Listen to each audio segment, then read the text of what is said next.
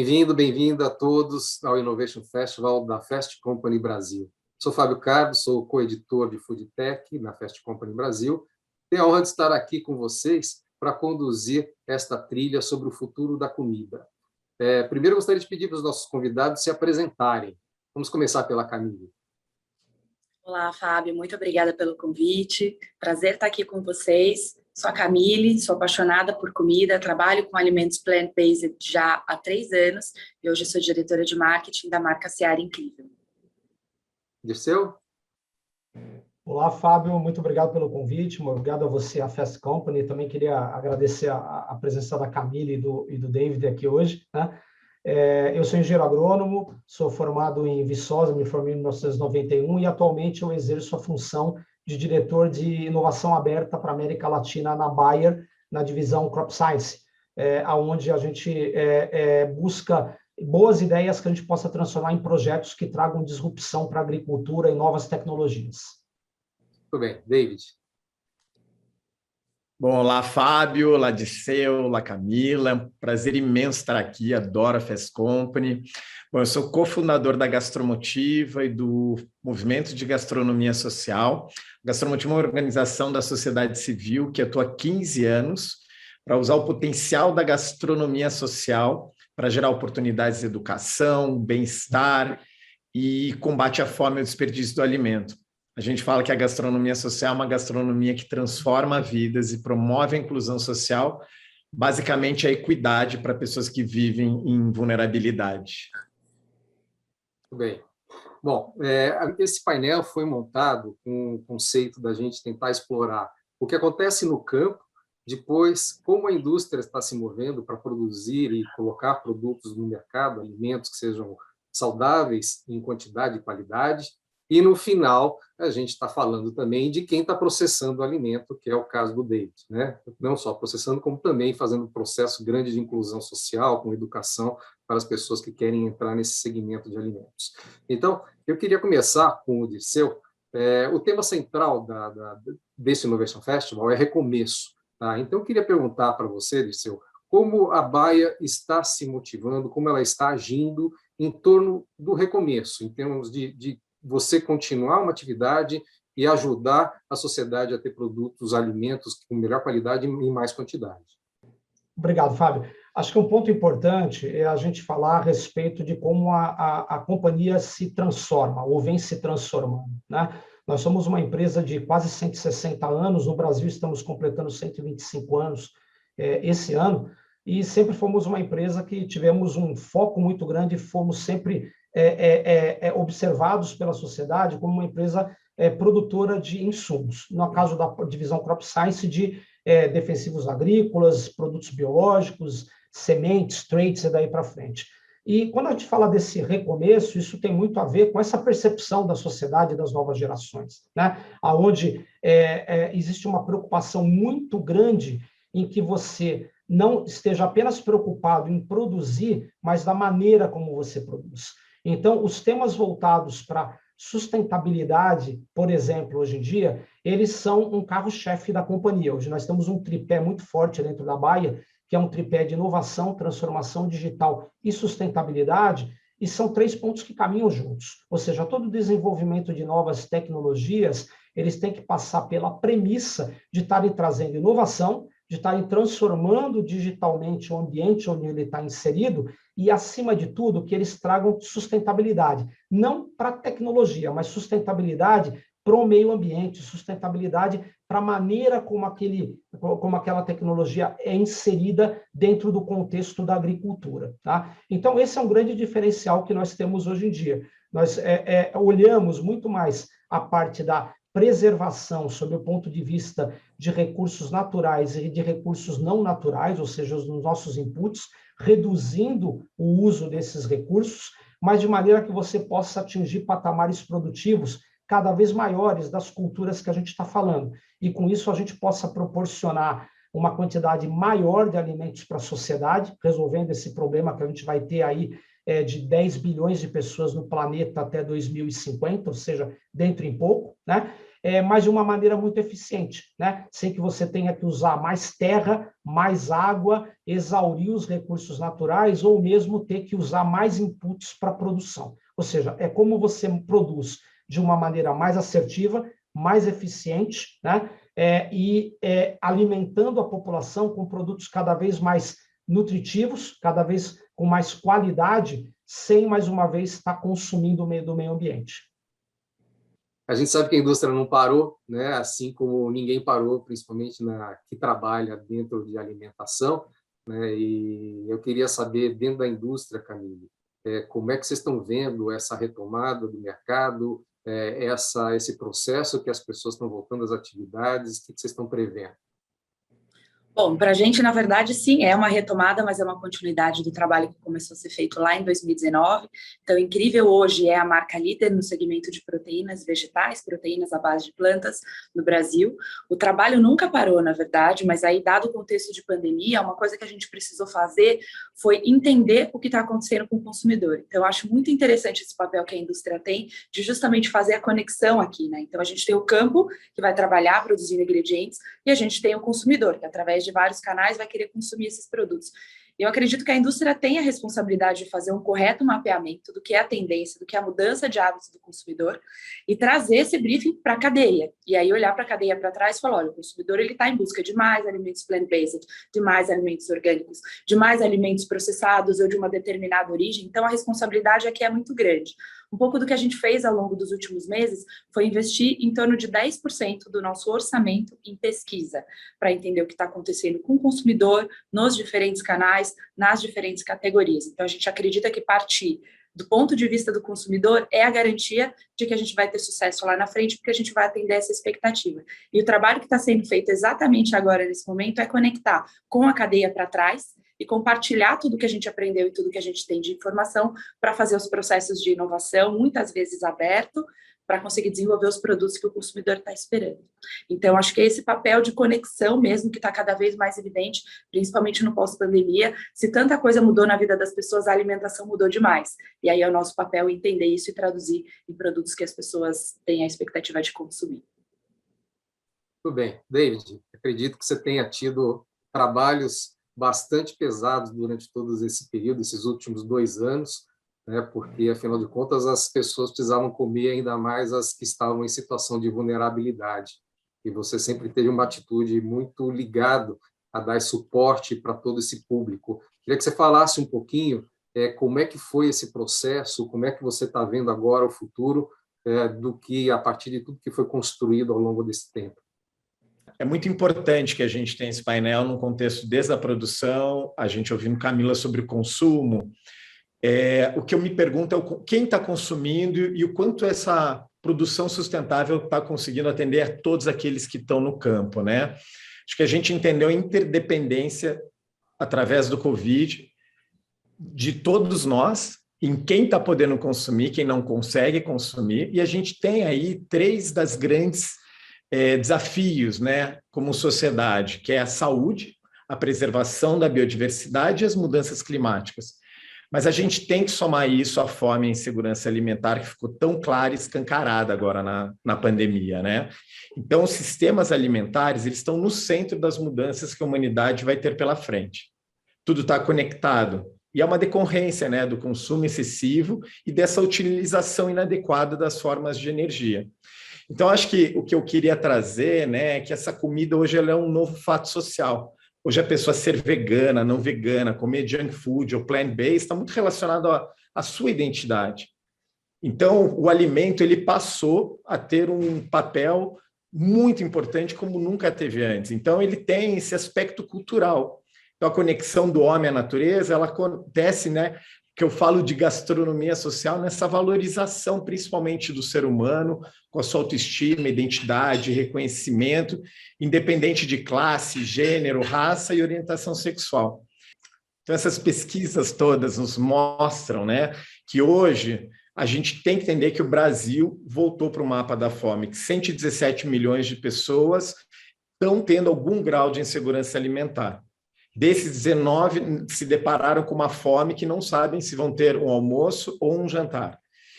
Então, o que a Gastromotiva fez, né? E a Gastromotiva, ela já trabalha há 15 anos, trabalhando tanto quanto a mitigação do desperdício dos alimentos no combate à fome, tendo a educação como fio condutor, a gente entendeu que a gente tinha que ir para a assistência, ir para a segurança alimentar. Hoje a gente comanda 82 cozinhas em 5 cidades do Brasil, onde são cozinhas educativas, mas são cozinhas solidárias. E a gente faz questão, com tudo que a gente entende, de embalá-las em embalagens biodegradáveis, e sempre ter de ser um alimento, pelo menos um ingrediente que é orgânico, porque daí a gente consegue, comprando alimento do pequeno produtor urbano nas cidades que a gente está, e tentando, através de mitigar a fome, trazer conceitos de uma comida onde todos possam sentar à mesa. Então, acho que o meu papel aqui é de trazer para todos que estão nos assistindo que, assim, existem hábitos de consumo, existem produções sustentáveis, isso é tudo coletivo nosso.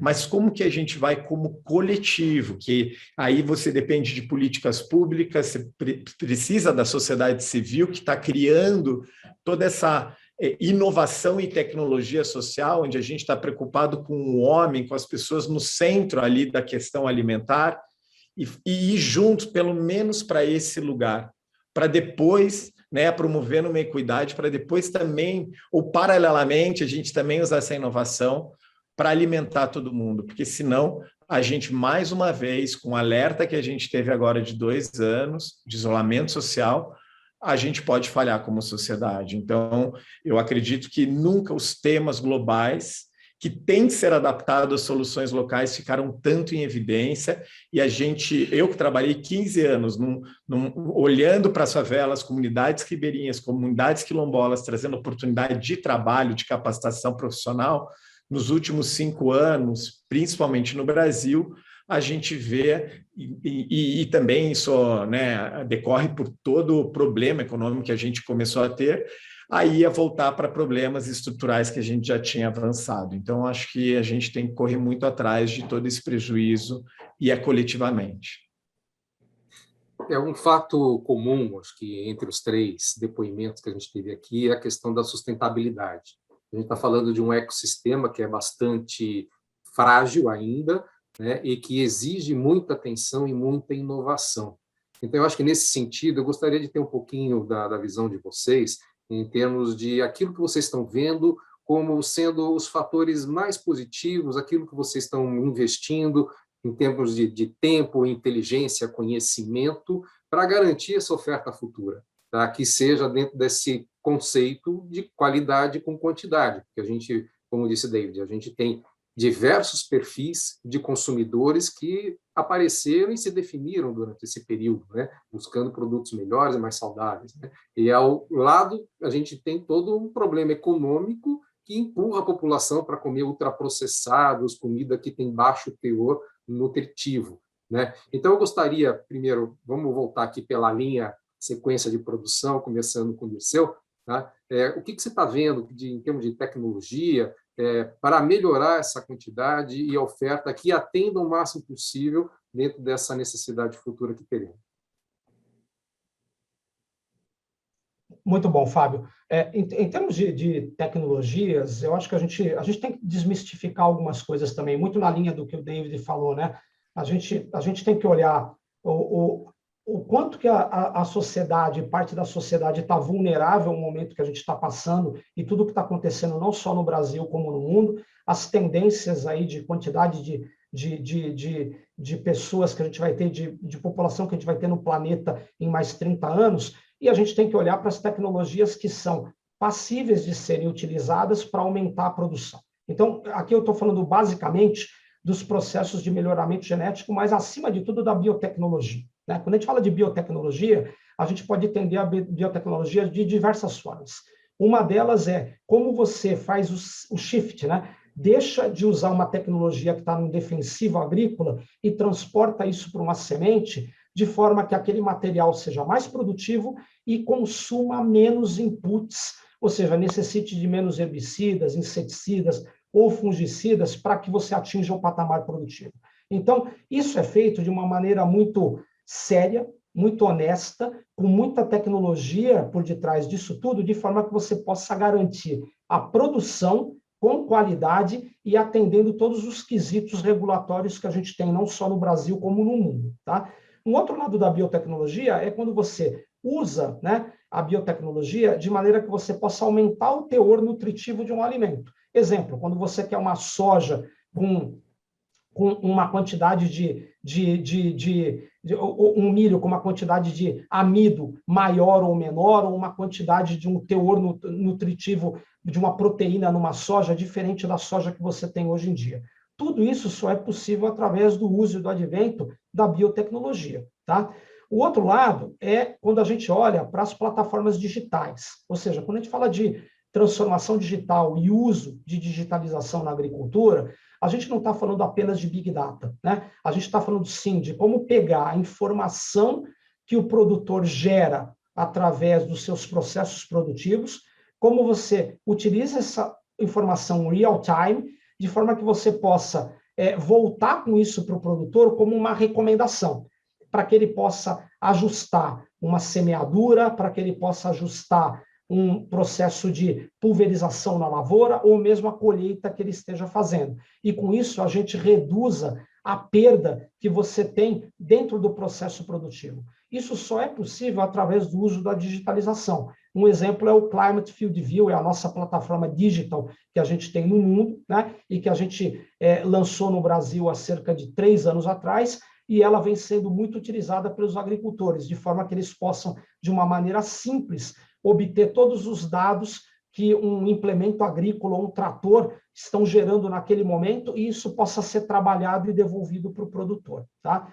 E um outro ponto, que a gente também tem uma preocupação muito grande em termos de novas tecnologias e programas, é como efetivamente a gente reduz essa pegada de carbono na agricultura. Né? Recentemente, a questão de 1 ano, a gente lançou um programa chamado Procarbono no Brasil e nos Estados Unidos. Só no Brasil nós temos mais de 1.800 produtores que aderiram ao programa, e esse programa visa você utilizar cada vez mais práticas, a adoção de manejo sustentável, de forma que você possa sequestrar carbono no solo e o produtor possa ser recompensado pelo carbono que ele sequestrou, podendo fazer o uso desse carbono para offsetar as emissões de empresas com as quais ele tem parceria, ou mesmo vendendo esse carbono no mercado. Ou seja, com isso a gente estimula o produtor a utilizar cada vez mais tecnologias e práticas sustentáveis para reduzir a questão da emissão de gases de efeito estufa e ser mais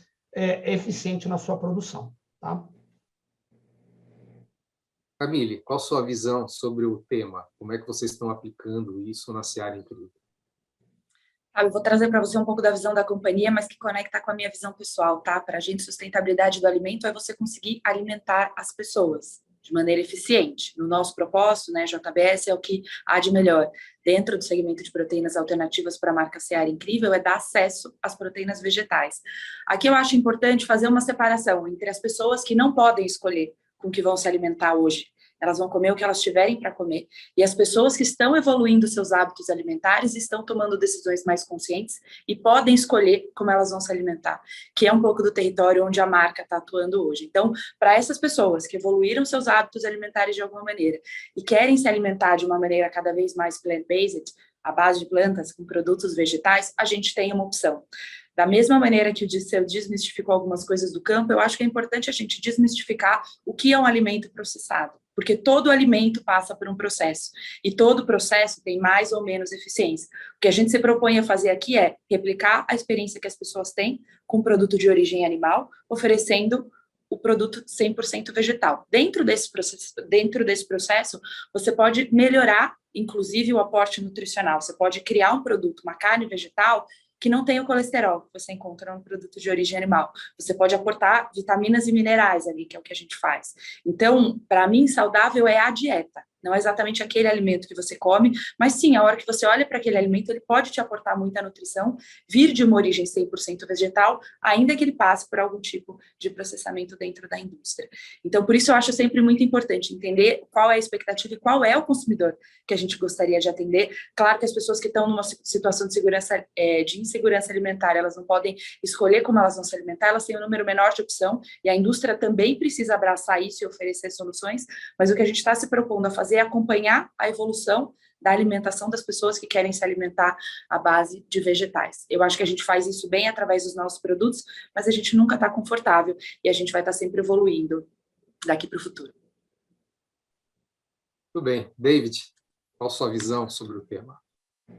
Então, eu volto a falar, né, como que a gente coloca as pessoas e todo mundo comendo, com quem está comendo e da onde vem o alimento, no mesmo lugar. Então, eu entendo aqui o que a gente está conversando da produção e do consumo, mas a minha grande pergunta é como que a gente garante a biodiversidade, que é isso que vai salvar o planeta, a soberania alimentar dos povos indígenas, ribeirinhas, quilombolas e os pequenos produtores. Então, como que eles viram o centro?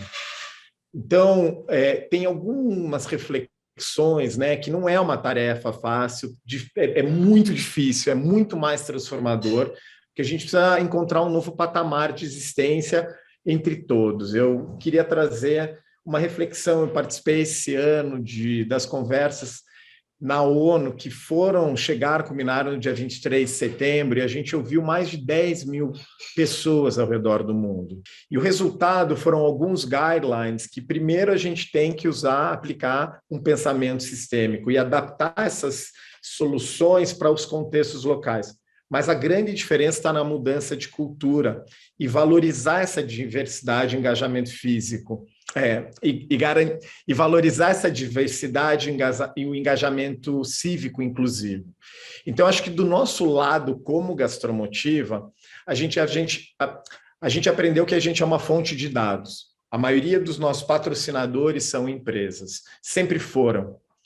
E o que a gente entendeu? Que as cozinhas solidárias, que são cozinhas que são lideradas por cozinheiros, organizações sociais que estão na base, que estão em áreas vulneráveis, na maioria favelas, no Brasil inteiro, eles viram os protagonistas, os multiplicadores de educação, de trazer um acesso aos ingredientes, e a gente vai atendendo a necessidade das empresas, nossos patrocinadores, com dados. A nossa grande inovação no campo social são os dados. Então, a gente atende a agenda ESG. O E, pela conscientização do combate ao desperdício do alimento nas favelas, o consumo consciente e a educação nutricional, as escolhas. O S, justamente pela segurança alimentar, pela educação, pela geração de renda, o apoio ao empreendedorismo social e essa mobilização comunitária. E o G, pela diversidade. A gente está recebendo voluntários de todas as empresas para participar da evolução dessas cozinhas solidárias, que passam agora, depois de 2 anos de um modelo emergencial, atendendo aí 120 mil refeições por mês no Brasil e no México, para virarem centros que vão, daquela comunidade, desenvolver aquela comunidade. Então, a nossa inovação está em ouvir as pessoas que estão no centro da transformação, para daí trazer o que eu gosto, que eu sou um networkaholic, o acesso com a empresa, o acesso com a indústria, o acesso com o poder público, para que essa solução sistêmica ela seja o centro eu acredito, das nossas metas de longo prazo. Dentro disso que vocês estão posicionando, realmente tem um grande desafio de fazer todo o alinhamento, né? Porque primeiro tem desde do campo, que precisa produzir mais, com mais qualidade, e aí tem todo o desafio, né, de inclusive mudar o modelo de negócio. Aí vem a indústria, que tem que também entender o consumidor para poder produzir produtos melhores, e tem a ponta, como o David está falando aqui, que é poder atender um público que hoje está desatendido, né? Agora, teve recentemente dois fatos de mercado que chamaram a atenção. O primeiro foi o Jack Ma, que está investindo o tempo dele de aposentado, teoricamente, né? Ele já falou que ele tem em torno de 15,5 bilhões de dólares para investir em processos de alimentação, no ecossistema de alimentação. Aí veio o Elon Musk, agora recentemente, que fez o desafio para o diretor do World Food Program, se 6 bilhões de dólares resolve o problema da fome. Enfim, a percepção de vocês é que a gente tem um problema econômico ainda, porque o dinheiro tem, né? Agora, aonde que a gente pode colocar esse ecossistema se movendo para resolver o problema? Eu acho que podia até fazer uma conversa aberta aqui entre nós.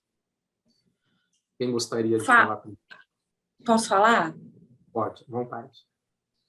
Fábio, gostaria de voltar aqui para uma palavra que o David falou no começo, que é a interdependência. Para mim, quando a gente tem, porque a gente tem, né, terras, a gente tem recursos suficientes, o que, na minha visão, falta é a organização. Então, pensando que se a gente trabalhar de maneira interdependente, a gente consegue mover as coisas, para mim, quando a gente não tem essa eficiência, a gente tem uma falha de design em algum ponto da cadeia.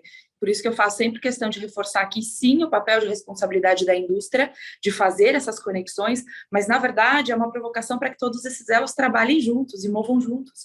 Porque daí não adianta, eu tenho organizações do terceiro setor olhando para um lugar, e a indústria olhando para outro mercado, e o campo trabalhando em outra direção. Então, para mim, na verdade, eu acho que sim, o dinheiro, o investimento é importante, a intenção é muito mais importante de todos os profissionais que trabalham em todos os elos dessa cadeia, e o que eu acho que precisa realmente de conversa. Então, tomando como exemplo o trabalho que a gente está fazendo agora, a gente tem uma marca e a gente tem um produto.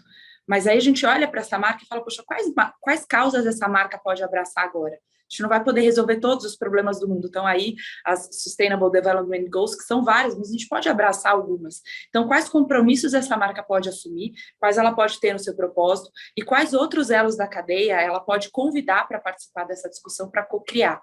Então, eu acho que, além do investimento, a intenção é muito importante e a co-criação é muito importante também.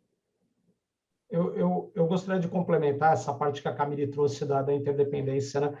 É assim, a gente acabou de sair de um programa com o Food Tech Hub aqui no Brasil, olhando essa questão de food loss, né? Não de food waste, mas loss. A gente está trabalhando a solução de um pedaço do problema, mas olhando, sim, que existe uma outra parte do problema, né? Quando a gente fala de produção de alimentos no mundo, 30% do que é produzido no mundo é desperdiçado, é perdido, né? Entre loss e waste, 30%.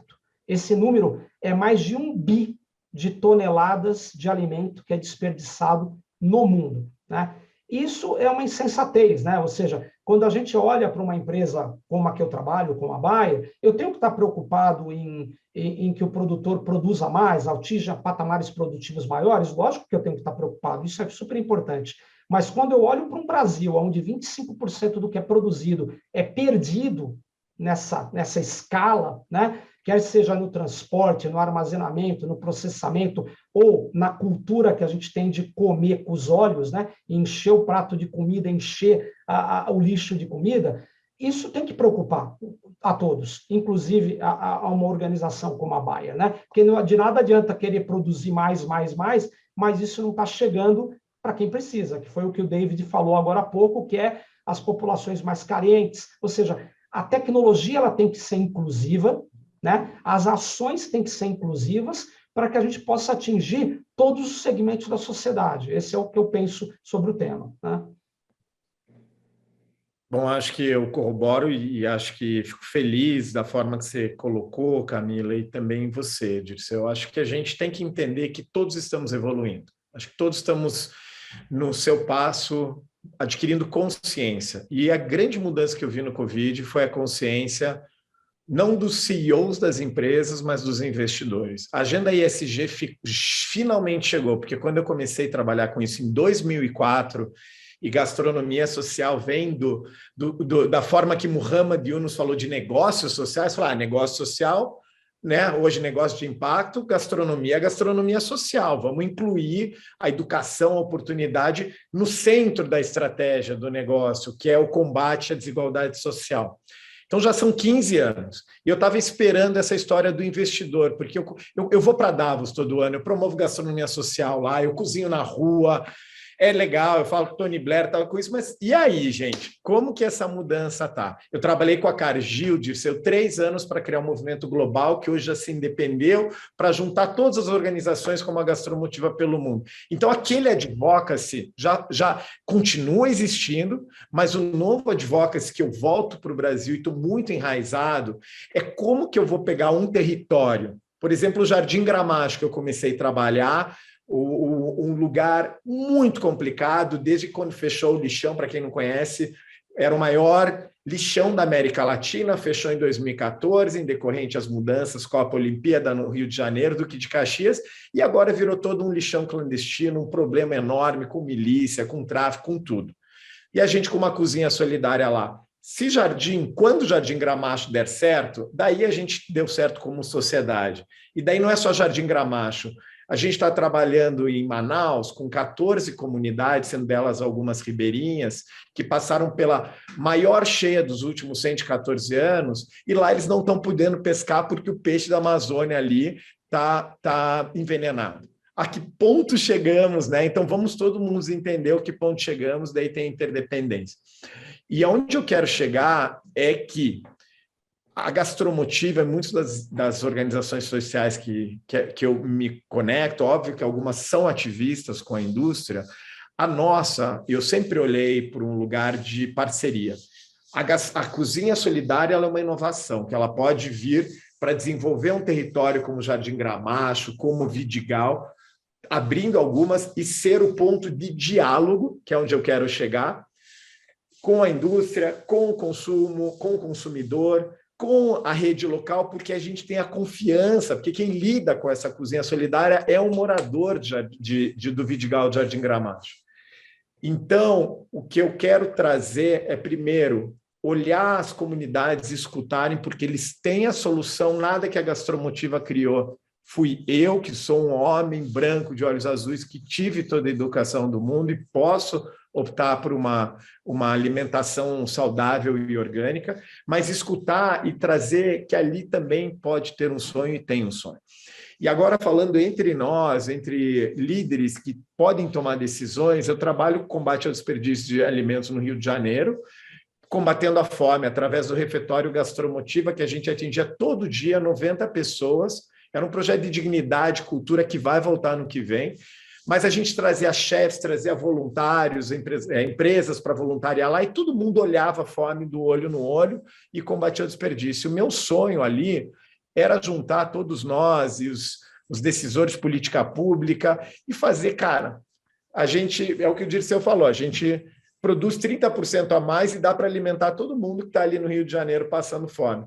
O que falta? Vontade política, tecnologia, que a gente já tem, mas a gente tem que trabalhar junto, tem as universidades. É esse diálogo que é meu sonho um dia, né? A gente pegar uma comunidade, uma cidade, servir de piloto e replicar isso no mundo inteiro, no Brasil inteiro. E é isso que são os parceiros que a Gastromotiva está atrás. Parceiros de longo prazo que querem sair de uma solução, de um projeto, uma intervenção, que, ok, entrega, combate a fome. Mas como que a gente vai combater a fome nesse sistema que tem tanta abundância? Porque tem dinheiro, tem alimento, tem natureza, só falta a gente transformar o mindset do consumidor, dos líderes, e ouvir. Aí eu acho que tem Dirceu, tem Camila, tem você, Fábio, que é qual é o seu propósito? Porque o seu propósito vai ser o propósito da sua empresa. Muito bom escutar isso de todos, mas realmente, voltando àquilo que o Dirceu estava falando, os 30% que são perdidos, né, de alimentos, entre desperdício e perda de alimento no campo, é um problema crítico e chave para ajudar a compor a solução, né? E isso certamente vai impactar o futuro, né? Isso já está sendo discutido, a FAO abordou isso com bastante profundidade agora nos últimos encontros. Então, agora, todo esse ecossistema se movendo, também foi falado aqui da posição do investidor nesse negócio. Então, aqui dentro da Fast Company, a gente tem sempre que olhar que, de algum lado, esse dinheiro tem que rolar. Então, isso vai mexer demais na cabeça do investidor, né? A gente já teve até algumas conversas prévias, e parece que isso está mudando, né? O Dirceu comentou alguma coisa bem interessante em função disso, né? Afinal de contas, uma grande empresa de presença mundial, né, está mudando o seu perfil de negócio. Então, gostaria que abordasse qual é o perfil desse novo investidor e onde é que fica esse antigo investidor com esse mindset que visava exclusivamente o lucro e que não estava ligado à questão ESG. Quem gostaria de tomar? Quer que eu comece? À vontade. Bom, Fábio, eu acho que eu posso falar da visão do investidor, mas também da visão das empresas, né, que são investidas. Aí precisa também haver uma conexão de propósitos. Eu acho que antes de ser um investidor, as pessoas existem e elas têm o seu propósito pessoal. Então, acho que fica aqui também um convite à reflexão. Se a gente, durante a pandemia, não parou para refletir por que a gente está aqui, o que a gente veio aqui para fazer e com quem a gente vai se conectar para construir, talvez a lição de casa aí esteja um pouco atrasada. Eu já há muito tempo não desconecto o meu propósito pessoal, o que eu acredito, o que eu incorporo na minha alimentação, com o que eu faço no meu trabalho. Eu acredito que eu estou no meu melhor quando eu faço isso. Observando o mercado, eu vejo que as marcas que crescem mais rápido são as marcas que têm um propósito muito bem definido e que conseguem mostrar claramente como elas estão evoluindo nas causas que elas abraçam. Então, eu acho que primeiro as pessoas precisam, de um ponto de vista pessoal, encontrar o seu propósito individual, conectar isso com uma causa, organizações, companhias que reflitam aqueles valores e o que você quer entregar para a sociedade. E aí eu acredito que você tem realmente o poder de mover as iniciativas, porque aí deixa de ser só a oportunidade de negócio, que sim, é muito importante, mas passa a ser também um projeto pessoal. E aí você sempre você sempre vai ter claridade do que é a coisa certa a fazer. Então, para os investidores que ainda investem olhando só para os indicadores financeiros, também tem uma oportunidade aí de enxergar que por trás das empresas com mais propósito também existe uma entrega rentável de longo prazo. Esses números estão bem abertos aí, hoje são fáceis de serem investigados. Eu acho que é nessa linha que vão todas as empresas também contratam pessoas com propósito para desenvolverem projetos com propósito e automaticamente isso vai chamar a atenção do mercado, porque é isso que vai trazer o resultado do futuro. É o que as pessoas querem, é o que as empresas precisam e é o que o planeta precisa também. Camila, deixa eu só fazer mais uma pergunta em cima disso que você falou, que em uma outra conversa que a gente teve, você mencionou a velocidade diferente que você sentiu dentro da empresa em termos de buscar novas soluções. Então, explica um pouquinho mais disso aí, porque isso é importante, porque não adianta a empresa querer alguma coisa e deixar um processo alongado de meses até chegar a um resultado que possa ser aplicado na sociedade.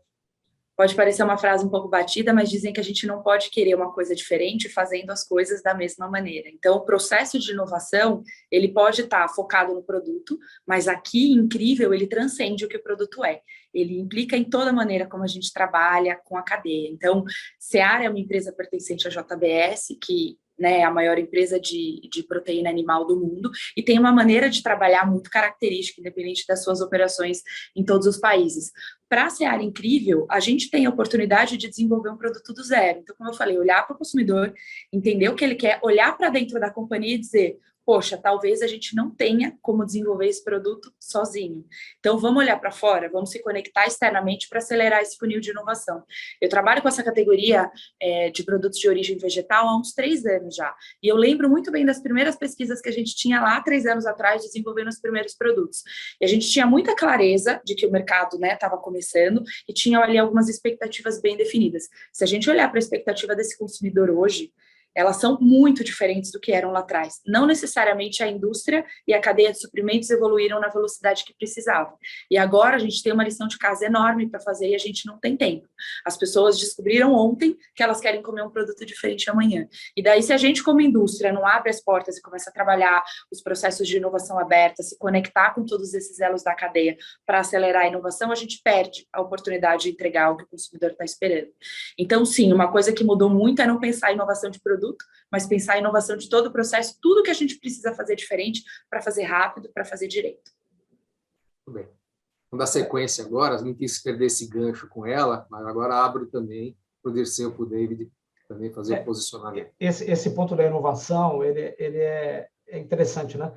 Como eu disse, a Bayer é uma empresa de 160 anos, né? E uma empresa alemã, germânica, muito baseada naquela questão de greenfield, né, de desenvolver as tecnologias dentro de casa, porque nós temos as pessoas dentro de casa. E isso vem mudando muito, principalmente nessa última década. A minha área, por exemplo, ela trabalha somente com projetos onde a gente cocria com terceiros. Nenhum projeto que eu tenho dentro da minha área, ele é um projeto de um time da Bayer, de uma equipe da Bayer. Tem sempre uma universidade, uma fundação de pesquisa, um empreendedor, a gente dá muita... Hoje a gente utiliza muito do nosso tempo promovendo desafios com startups, chamadas de startups para poder ajudar a co-criar e resolver um problema da cadeia alimentar, vamos falar assim, não só da parte produtiva, mas também da parte de entrega, logística, processamento. Ou seja, você sai de um patamar, sabe, Fábio, onde você se via como completo, de silo, né? E você vai para um patamar onde você fala assim, eu preciso estar aberto a novas tecnologias e preciso colaborar, né? Sem essa colaboração, a gente não vai atingir o que a gente precisa, a gente não vai desenvolver as tecnologias que a gente precisa para poder resolver esses problemas que a gente vai ter da sociedade no futuro, tá? E que já estão aí batendo na nossa porta. Então, para mim, isso tem muito a ver também com o foco do investidor, né? O investidor, hoje em dia, o que mudou é que ele olha para uma empresa e ele vem e fala assim, cara, essa empresa é uma empresa que ela é extremamente... ela é foco de várias pessoas que querem trabalhar nessa empresa. O propósito da empresa é um propósito que tem a ver com aquilo que eu quero como consumidor. Então, o investidor olha isso, o investidor olha a sua capacidade de se renovar, a capacidade de colaborar, né? E, mais do que tudo, de atender essa pauta ESG que o David falou agora há pouco, que é importantíssimo, né? Isso faz parte hoje da visão que os investidores têm para a tomada de decisão, tá? Isso é muito legal. A gente tem vários problemas no mundo, não dá aqui para a gente achar que o mundo está muito melhor do que era antes, pós-pandemia ou com o final da pandemia. Tem muita coisa ruim, mas certamente tem muita coisa que melhorou, né? E tende a melhorar daqui para frente. E é aí que a gente tem que investir muito nas novas gerações, né? Que elas pensam diferente, elas agem diferente, tá? David. Bom, eu queria voltar naquilo que você falou do Elon Musk, né? Quando eu ouvi aquilo, eu até fiz um post, porque chegou o momento da transparência e da governança. Então, vamos dizer que não tem mais como as empresas, os governos, as agências bilaterais terem clareza do seu propósito e poderem mostrar isso, principalmente as organizações sociais, né? Organizações como a Gastromotiva, organizações da sociedade civil, que fazem parcerias com empresas ou têm doações de indivíduos, e a gente tem que ser completamente transparente. Então, a gente vai chegar num momento agora de muito ajuste de processo, e eu desejo talvez 2 ou 3 coisas para todos nós. Um é um planejamento de longo prazo, onde a gente junto vai garantir que todos podem se alimentar.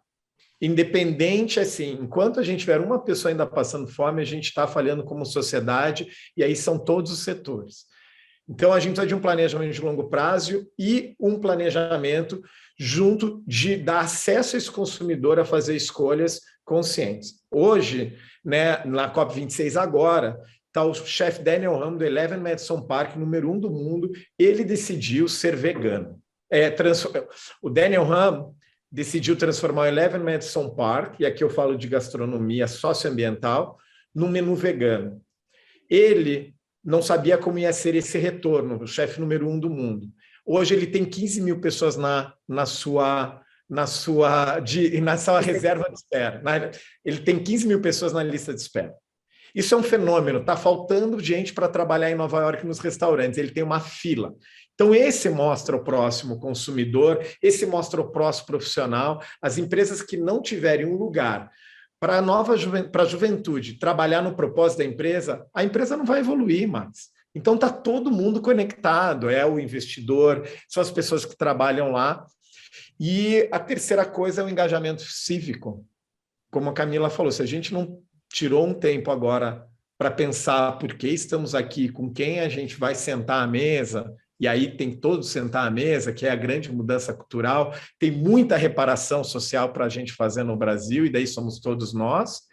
Aí a gente vai começar a andar agora mais como uma sociedade buscando algo que é para todos. E eu acho que o brasileiro é muito inovador, eu acho que o brasileiro trabalha muito, eu vejo muita gente ao meu redor que né, sonha em fazer um curso profissional, sonha em doar para o seu filho uma condição melhor de vida, a gente sabe disso.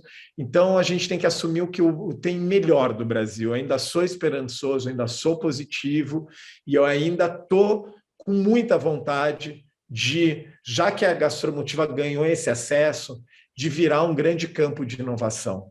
Existe uma padaria numa comunidade que já está vendendo pão de fermentação natural. Meu sonho é que essa padaria vire a nova Le Pain Quotidien do Brasil. Por que não? E que esse plant-based, Camila, que a gente possa fazer um processo de inovação e entender como que vai ser esse consumidor lá na ponta. A gente tem aí acesso para colocar isso em 119 mil quentinhas por mês, por que não? E por que não fazer hortas em todas as lajes de favelas? Eu sou muito sonhador mesmo, e é esse o mundo que eu quero criar e eu quero viver. Eu vivo no Rio de Janeiro, em Ipanema, né, do lado da onde eu vivo tem Cantagalo, e ali que eu quero também ver uma produção sendo feita e darem as condições tão boas quanto as que eu tenho. Então, eu acho que a minha fala vai ser sempre, e desde que eu descobri, né, que eu trabalhar comigo, em cima de mim, é uma coisa que eu vou poder trabalhar daí para fora, porque não tem como você fazer um serviço social se você não olhar para dentro. Então, eu acho que é isso que todo mundo quer agora, né? Gente, fico muito feliz, a gente está chegando no final do nosso tempo aqui. Eu gostaria só que vocês deixassem uma mensagem final de arremate, pensando o que vocês entendem de recomeço ou, né, a partir daqui para onde vamos, uma mensagem curta para a gente deixar registrado. Fábio, eu vou trazer uma frase que eu ouvi do David, que eu vou levar comigo aqui, que é dar acesso para as pessoas fazerem escolhas conscientes. Então, a gente está falando do poder da conexão, né, do que a gente consegue gerar quando a gente cria, quando a gente se conecta verdadeiramente. Então, essa é uma frase que eu levo comigo hoje, mas a frase que eu queria deixar como reflexão para essa nova etapa que a gente está começando agora é a gente entender o poder da interdependência, colaborar, co-criar e fazer isso agora. Obrigado, Camila. Fábio, acho que eu gostaria de dizer e reforçar que produzir é preservar, né? A gente passa por um momento onde uma grande parcela da sociedade questiona as questões ligadas ao agronegócio, mas sem saber a fundo sobre o tema, né? O Brasil é o país hoje, é o segundo maior produtor de alimentos do mundo, é o primeiro maior exportador de alimentos do mundo e é o país onde mais se produz preservando. O produtor rural, hoje em dia, ele não dá um passo que não esteja em linha com todas as regras, as diretrizes que foram criadas. Estamos falando aqui de código florestal, estamos falando aqui de preservação, de mananciais, biomas e tudo mais. Então, a gente tem que conhecer um pouco mais da história que nos trouxe até aqui e de quanto que a agricultura mudou e ela é uma agricultura moderna no Brasil. Então, para mim, isso é muito importante, que fique como recado para a sociedade. Bom, Fábio, eu acho que para o recomeço ser efetivo, ele depende de uma força coletiva, né? Nós temos que pensar o alimento não como fim, mas como meio. Nós temos que alimentar a humanidade com humanidade. Muito bom. Eu agradeço muito, acho que foi bastante produtiva a nossa conversa, espero que todos que assistam também gostem, interajam, possam mandar mais questões, que a gente vai fazer o possível para encaminhar respostas, e está aberta a discussão. Na verdade, a gente não para aqui, né? A gente tem esse projeto de discutir o futuro da comida, que segue agora ao longo dos próximos meses, a gente espera chegar aqui num consenso e consolidar tudo isso num belo documento. Então, eu agradeço demais a participação da Camille, do Dirceu, do David, espero revê-los novamente para novas conversas positivas como essa que nós tivemos hoje. Agradeço a todos.